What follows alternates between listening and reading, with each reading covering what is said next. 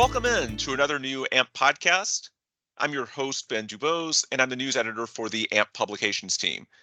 Today, we're chatting with Aaron Williams, Managing Director of Blast Abrasives Supply, as well as a board member for the AMP Global Center and an AMP Certified Coatings Inspector. Aaron, thanks so much for taking the time. How are you? I'm very good, thank you. So, Aaron, you, as well as folks in the AMP staff office in Malaysia and within the AMP Malaysia chapter, that's where Aaron and Blast Abrasives Supply are based, by the way. You all recently collaborated and hosted the inaugural Malaysia Painters Competition on Saturday, August 19th. That 2023 version of the competition was quite successful by all accounts, and plans are already in the works for 2024.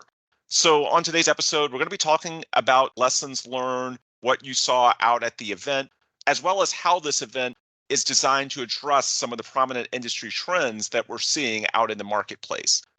Aaron, before we go into the specifics of the event, I want to allow you to introduce yourself a bit more. For people who are unfamiliar with you, just give a little bit of your background as far as your time in the industry, your role within the company, and what you're doing with AMP. I'd love to. Thanks, Ben. So, like a lot of people, I've come into the corrosion industry actually not in a direct path. So, I actually commenced my career in the Australian mining industry, iron ore, uranium, copper, gold. And then at some point, I started as the general manager of an Australian mining operation that happened to be mining a garnet mineral. And that actually was my entry into the corrosion industry. Garnet, of course, being a very popular blast media that's used around the world. So with the Australian garnet mining operation, I was deeply involved with the group's operations, not just in Australia, but also Middle East and Southeast Asia. And for a few years, I was seconded to start up the group's operation in America, in Houston. So after a decade of running this garnet business, in partnership with a Houston-based blast equipment manufacturer, I founded a business in Malaysia, manufacturing a line of abrasive blasting equipment and also selling the abrasive media and related consumables such as blast hoods and hoses and stuff like that to contractors and shipyards across Southeast Asia. I also ran this business for a decade. In 2020, I founded a business that you mentioned, Blast Abrasives Supply, also in Malaysia, that sells blast media across Southeast Asia. My involvement with AMPP initially kicked off within SSPC, so from more of a contractor surface prep painting background. I was chair of SSPC's Asia Pacific Advisory Council, and I helped open the SSPC Malaysia chapter. And I was heavily involved, and still am today, in setting up the C7 abrasive blaster and C12 industrial painter certification across Malaysia. So we did that with industry groups and with the support of Petronas. In 2022, I joined the Global Centre Board of AMPP, and of course, in 2023, we had our first painters competition in Malaysia. So you go the extra mile in a number of areas, both within your roles with AMP and now in recent weeks and months with the Malaysia Painters Competition. There's a ton of planning that went into it. Obviously, there's work you're already starting on the 2024 version of the event. I suppose the old saying of a rising tide lifts all boats applies here. But just from your perspective, why do you go the extra mile beyond what you do within your company and strictly from a business perspective to try and put things like this competition together that benefit the industry at large? Yeah, so initially my involvement with SSPC was primarily around business networking. So I'm an Australian. I'm in Malaysia. I'm in Southeast Asia. I'm in a foreign environment. And I was trying to increase my business networks by joining an industry group that enabled me to have that networking, and it frankly in that respect delivered in all respects. So really, my whole network in Southeast Asia has been built largely on the back of my work within SSPC. Also, at a point many years ago, I became personally vested in the interest of promoting our industry in the region. So, I did become quite vested with the concept of developing craftworker certifications for our abrasive blasters and painters, we my company at the time, we hosted several SSPC Protective Coatings Inspector events, and in my mind, it was a worthy cause to continue to fight for. So I've certainly maintained that energy over the last few years. So, but initially it was about developing my business network in a foreign region. So let's talk about this painters competition that just wrapped up again August 19th in Malaysia. Walk us through how that was formed, how long that was in the works, and then ultimately the success that you saw on the ground last weekend.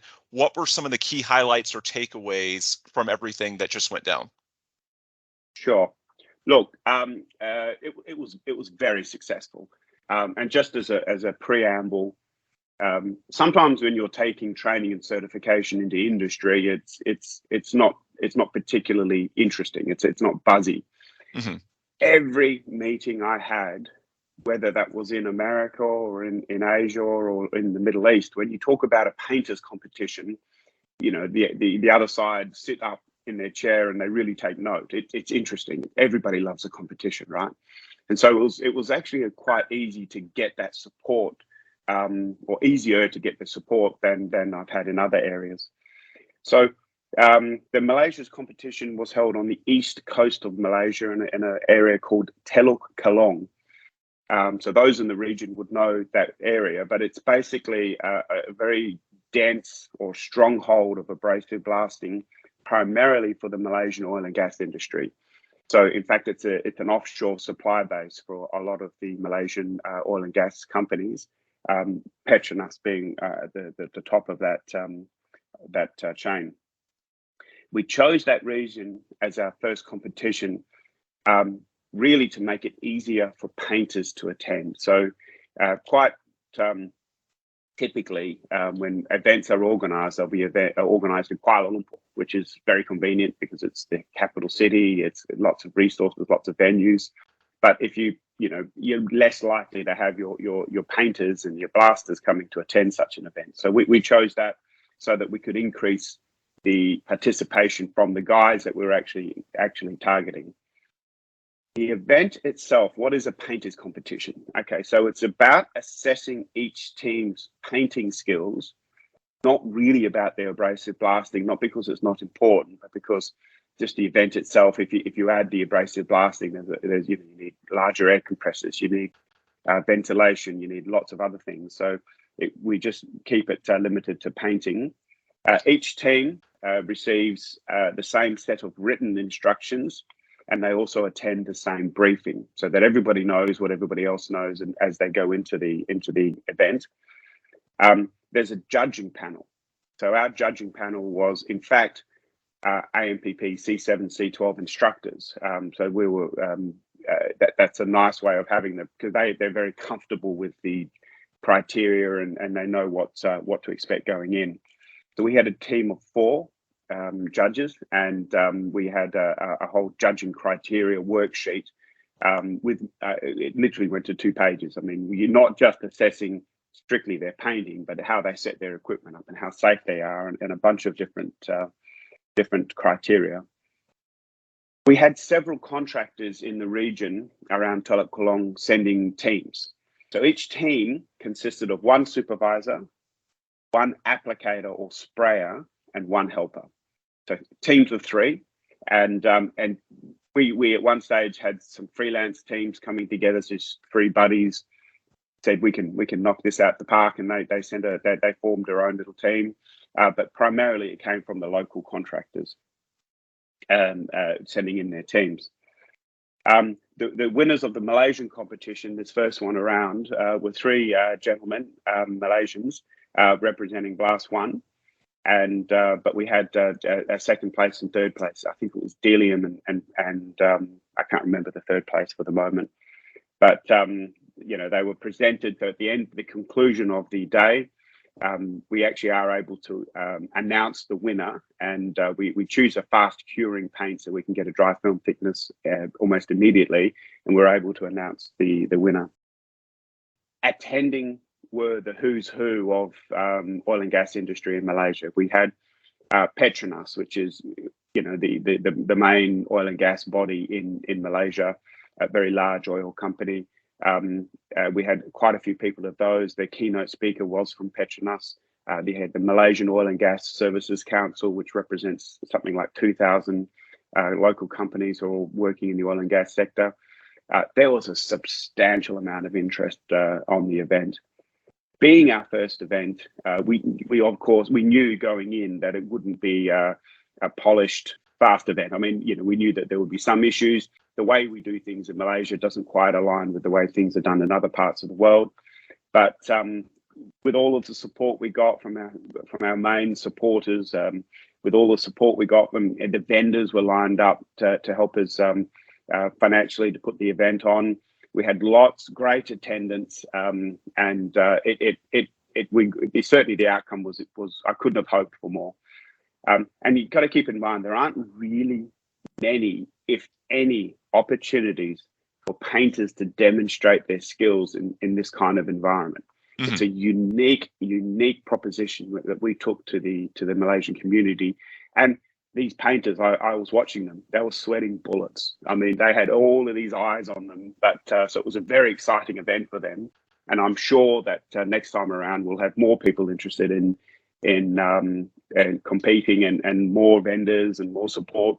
Petronas has said that they'd like to get right on the front foot and really help us with the next one. So everybody saw the value in this event, and so it was really well received.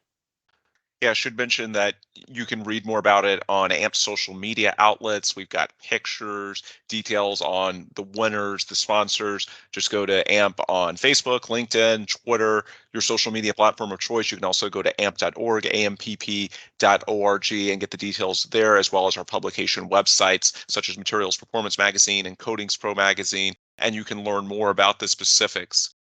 Aaron, when I hear you explain the way this worked, to me, it seems like a template that theoretically could be followed by partners and chapters elsewhere around the globe, correct? I know everyone's got to bring in their own industry partners. A big part of why this was so successful was the way you worked with the industry, as you were explaining. But in theory, I would think that this is something that could easily be put together by AMP chapters in other areas of the world too, right?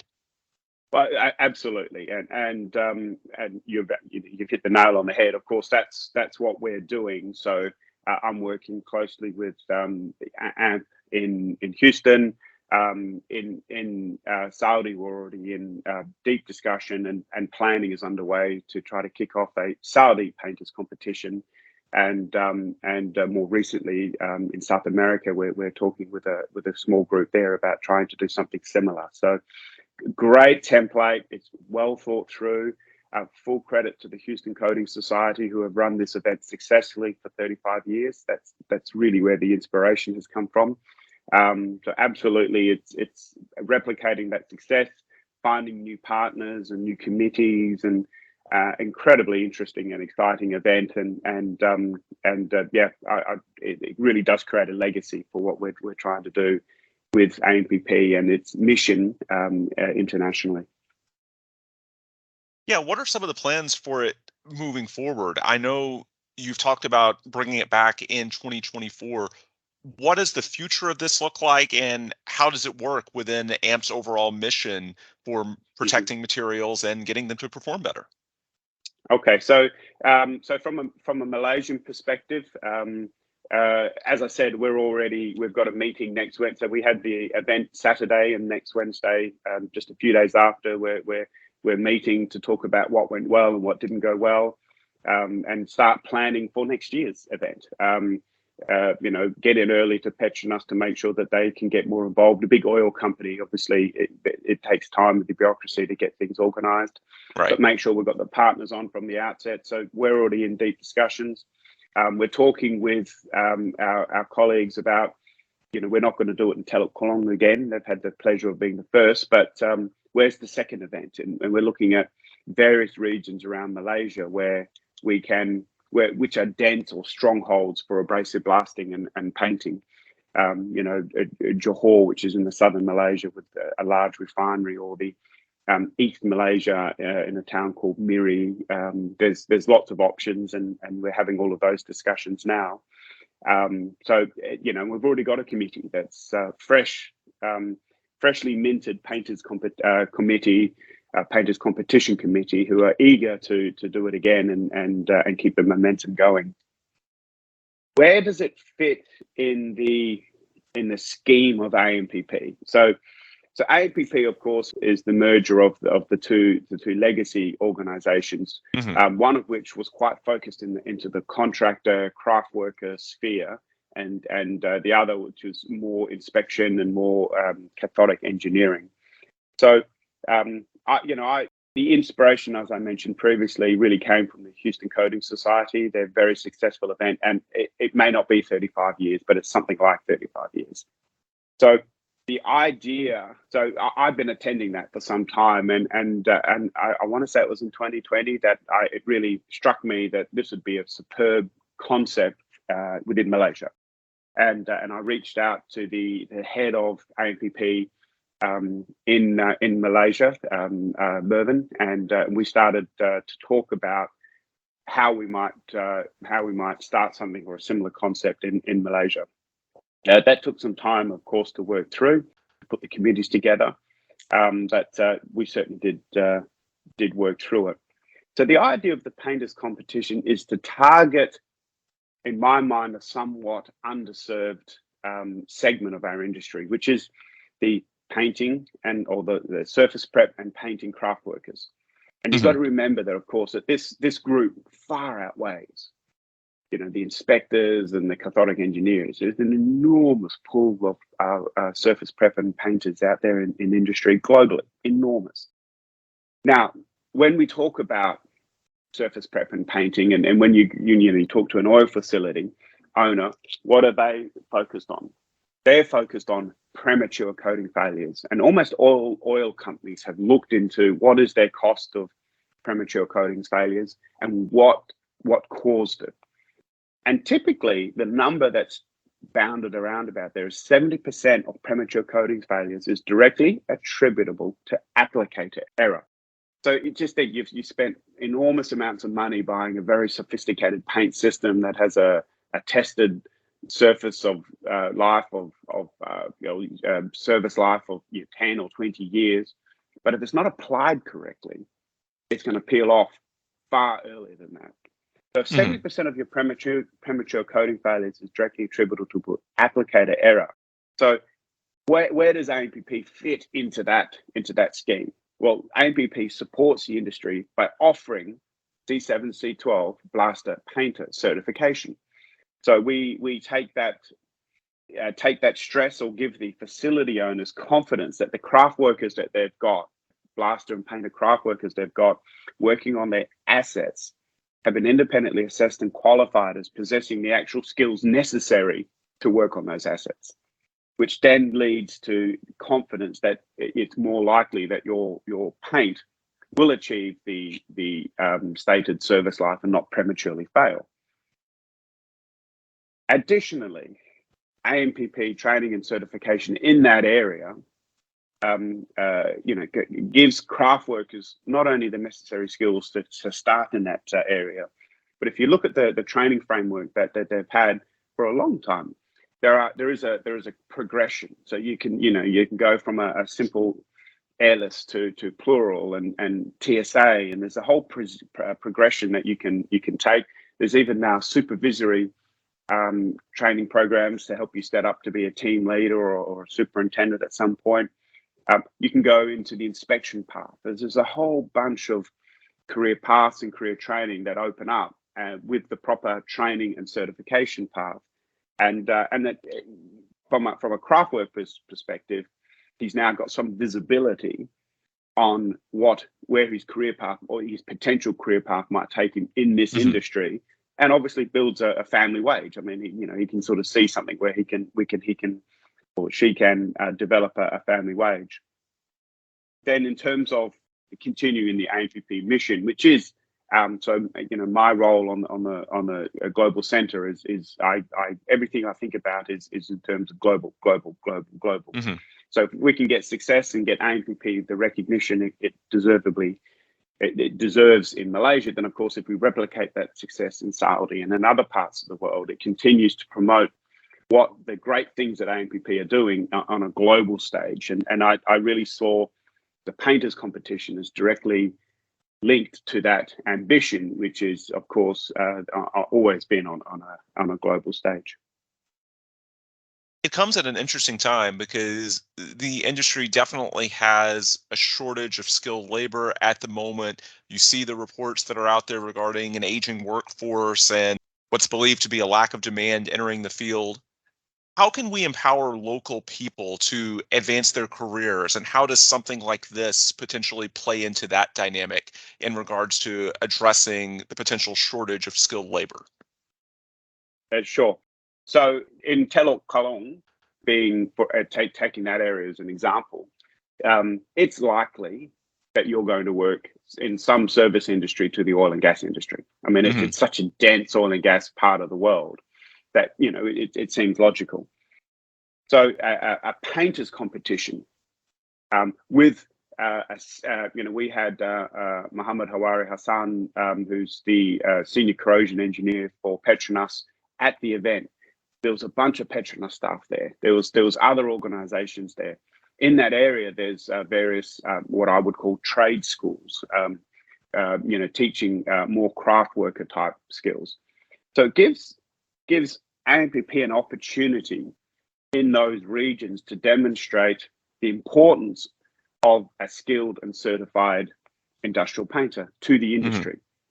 For too long, if you're a painter, and it still occurs. If you're a painter, you basically join as a helper. You kind of learn on the job what the others are doing, and you're seeing what the others are doing, and that's kind of how you do it. So obviously, there's reinforces an error. If the guy before you wasn't doing it correctly, then it's likely you're not going to do it correctly because you've never been exposed or shown or taught how to do it properly. So it gives us a chance to say, look, this craft worker, plaster painter, is a genuine craft worker. It's a genuine skilled trade, and it's not just something you fall into. It gives industry players such as Petronas and Hawari did a great job of explaining why it is important to Petronas that his painters working on his assets are properly skilled, so they do it correctly. And so it gives those organisations a chance to talk to the local workforce and to the people who are interested perhaps in developing a career in this area to explain to them why Petronas considers it important. And so, and then in all of that, of course, AMPP is explaining there's a whole potential training path and career path and etc. So the painters comp is a rather than a dull or boring booth at a local training fair or something like that. Here's a Hmm. real life example with these guys who I mean, every one of these fellows were taking it seriously. There were some very serious looks when they were doing their stripe coating and they're doing their mist coating and then their final coat. They were taking this seriously, and I think they're taking it seriously. People looking on are taking it seriously. Petronas is taking it seriously. It certainly can attract new people into our industry and also give them a living wage so that they can look after their families going forward. So absolutely, I thought it was the most interesting way to introduce our painter craft worker scheme to a local workforce. So moving forward, how do we balance that need for certainly an increased workforce and greater productivity? I know that's what you've been working on versus the cost pressures that are out there for a lot of these operators because you're working on multiple fronts. You need to address the Yeah. skilled labor shortage, yet there's also these rising cost pressures, which in some regions of the world may be worse than others. But I think the general theme is true no matter where you are. How do you, if you're an operating company, what's the best way to try and strike that balance? Yeah. Look, actually, the economic pressures, let me tell you, from an oil facility perspective, there is no argument. So an oil facility isn't looking so much at a very short term, at slightly additional cost to ensure that his craft worker is properly skilled and certified. That's not the big cost for that oil facility owner. The big cost for that oil facility owner is a paint system prematurely failing. So he now has to turn that segment off, go in, reblast and repaint at enormous cost, and then get it back online again. The cost to the oil facility owner is, the potential cost is enormous of Right. not having properly skilled and trained workers.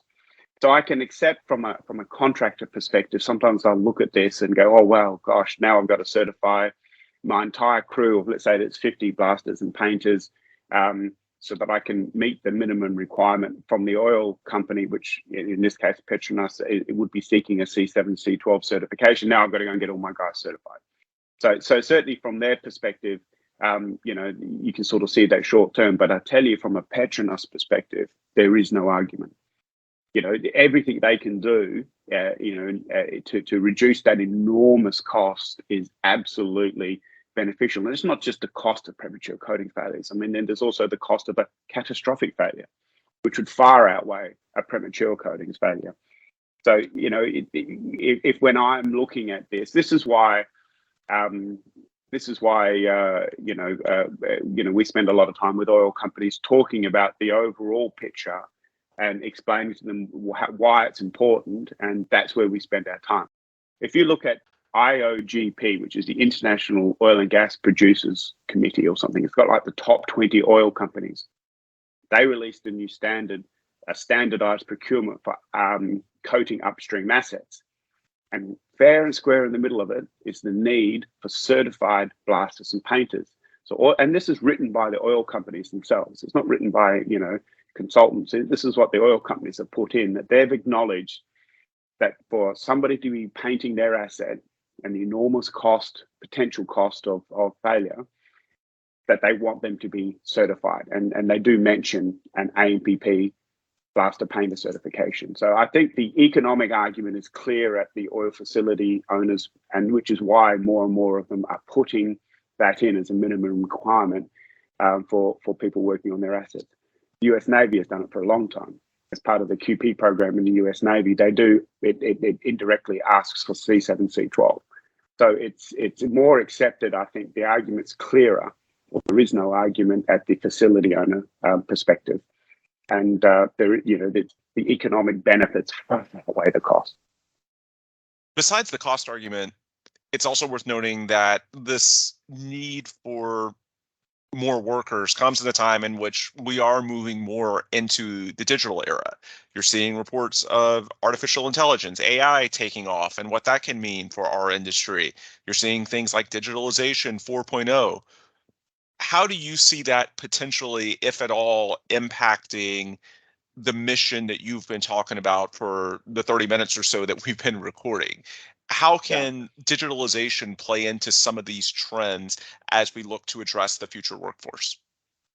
Yeah, so the digitalization or artificial intelligence. So we're seeing that certainly artificial intelligence, for example, in terms of predicting corrosion issues, and there's some great work going on in that area, or digitalization in terms of collecting data that painter pie, insert in across the plant, so that they're able to manage their own maintenance programs, preventative maintenance programs. So we're seeing some great moves in that one. You see more moves on drones, etc., being able to assess hard to get to areas and do some surface checks using drone technology. Other companies, including Petronas, for example, are using drones to do small repairs in, again, hard to reach areas. Preparing the surface and then aerosol spraying a coating over it to quickly patch a repair, so that you can get it early rather than it becoming a bigger issue later on. So I've seen great moves and great strides in that area. I guess the actual paint application, you're seeing some robotics coming in. being able to do surface preparation and spraying. But by and large, for the foreseeable future, I still think you're going to need craft workers and a lot of craft workers for the surface preparation and painting application. So in that respect, the need for skilled and certified craft workers, it will continue, I think, for the foreseeable future. That's great insight from Aaron Williams, Managing Director of Blast Abrasives Supply, as well as a board member for the AMP Global Center and an AMP Certified Coatings Inspector. Aaron, before we wind down, for listeners who want to learn more about the painters competition, as well as any of the other initiatives that you all have going on within AMP's Malaysia staff office and the AMP Malaysia chapter, what's the best way that they can learn about what you're doing or potentially get in touch? Yeah, AMPP itself, when we kicked off the program earlier this year, they supported significantly, and we all saw AMPP supporting our efforts with through their regular communication channels. So the AMPP official Facebook and LinkedIn pages. It was every second posting at one point was in relation to the Malaysian Painters competition. They did a small email campaign to members in the region promoting the events. We enlisted the support of local industry groups. So in our case in Malaysia, the Malaysian Oil and Gas Services Council contacted their members and increased the support. So we did a lot through social media and etc.